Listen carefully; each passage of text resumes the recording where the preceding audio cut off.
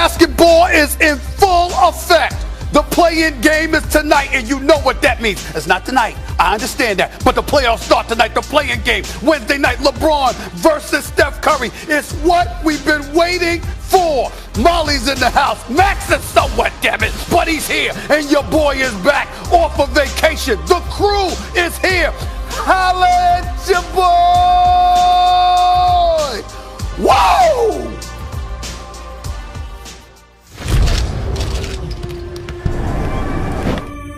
Where are you on the play-in tournament? I want to see these games. There's a little randomness. I don't see the point of that. I love this. Great idea. Whoever came up there need to be fired.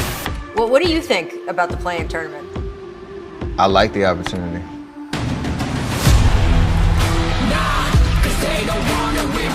it down, King!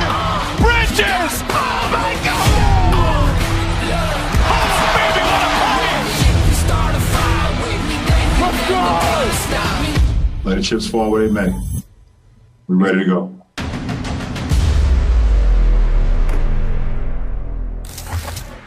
Good day. Hope you all had a fabulous weekend, and welcome into First Take. Max Kellerman, I'm Molly Karen Rose, Stephen A. Smith.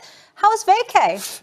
It was lovely. It was yeah? lovely. Did you relax? Yes, I did. Relax. You Okay. like the tan, Molly. You do. You got a little tan. Everybody looks good with some vitamin D. Yeah. You ready picked up to some go? glasses from the future? I'm ready. Looks like I'm a ready. professor from the future. Well, the professor is you, but I'm here to teach today. So let's roll.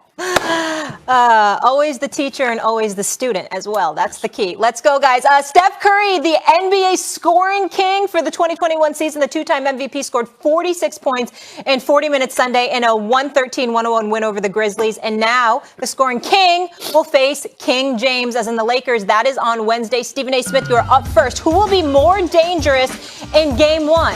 LeBron? Well, Steph, I mean, when you talk about who's the scariest, who's the most dangerous dude, who's the person that you should be literally shaking and shivering at the thought of going up against, it's that brother Steph Curry. LeBron, you can pencil in the 25 to 27 a game. He's going to have a positive impact. He's the greatest player on the planet until further notice. We get all of that. But he ain't the greatest shooter, okay? The greatest shooter that God has ever created. The dude that has you petrified from the moment you step past half court. The one that has you shivering. The one that has you shaking. The one that has you in panic mode is one man. And one man above the crowd. And his name would happen to be Stephen Curry, the greatest shooter that God ever created. League leader, scoring champion, averaging 32 a game, shooting 48% from the field, 42% from three-point range. No Klay Thompson, an Andrew Wiggins who shows up sparingly, a Kelly Oubre who hasn't been gone, a Draymond Green who's your point forward and what have you. Steve Kerr's done a fabulous job coaching them, by the way. Let's give him props. But in the end, when you talk about fear,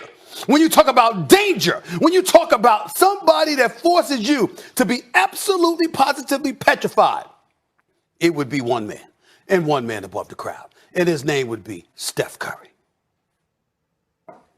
You're wrong. The answer is LeBron James. But I can't blame you for being wrong, Stephen A., because I spoke to your former college teammates. When you passed Stephen A. the ball, what happened? Oh, he was going to shoot. We weren't getting it back. I said, I know the feeling.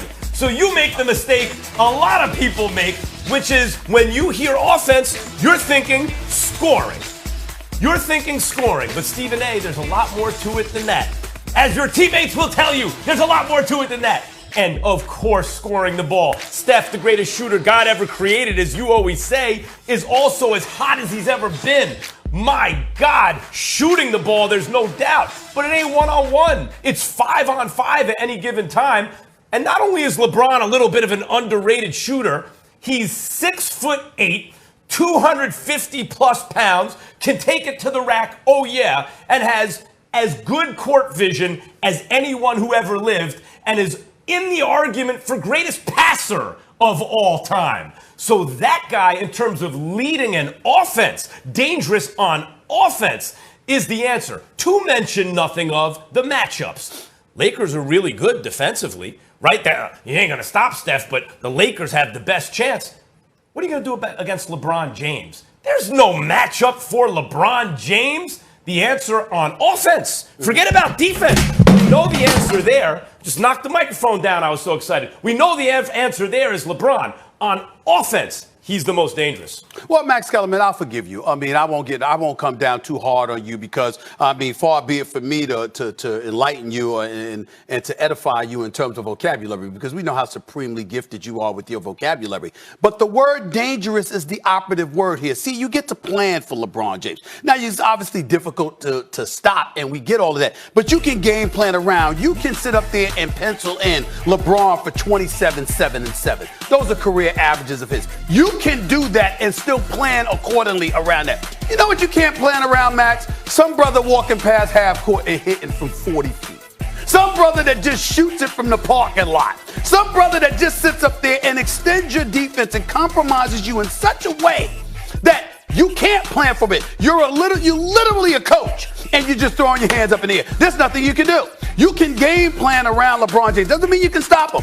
Doesn't mean you can stop his effectiveness, his efficiency, or anything like that. Doesn't mean that when he's healthy. But Steph brings a different dimension. And that word dangerous comes into play because what I'm saying is when Steph is flowing on an elite level, the impact that he has on the game is so profound that it even usurps and eclipses that of a LeBron James. Because when you're pulling up from 40 and you're making those shots and you're forcing a defense to extend and compromise themselves to that degree, no, you're not holding the ball, being a point forward and running the offense that way. But what you've done is you've made everybody else vulnerable. Last week, I'm in the islands, and I take the opportunity to watch First Take. By the way, all of y'all did a very fabulous job in my absence. Thank you very, very much. And I'm watching, and y'all showed, and our producer extraordinaires showed these highlights of Steph Curry being guarded. And Kendrick Perkins, if I remember correctly, was the one that pointed it out.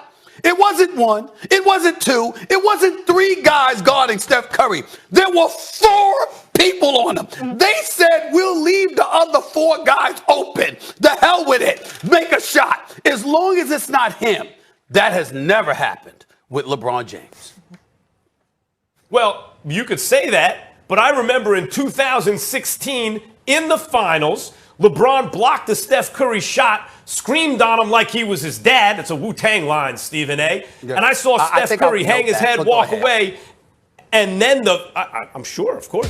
And then in Game 7, 4 minutes and 22 seconds left to become the greatest team of all time at home, 4th quarter.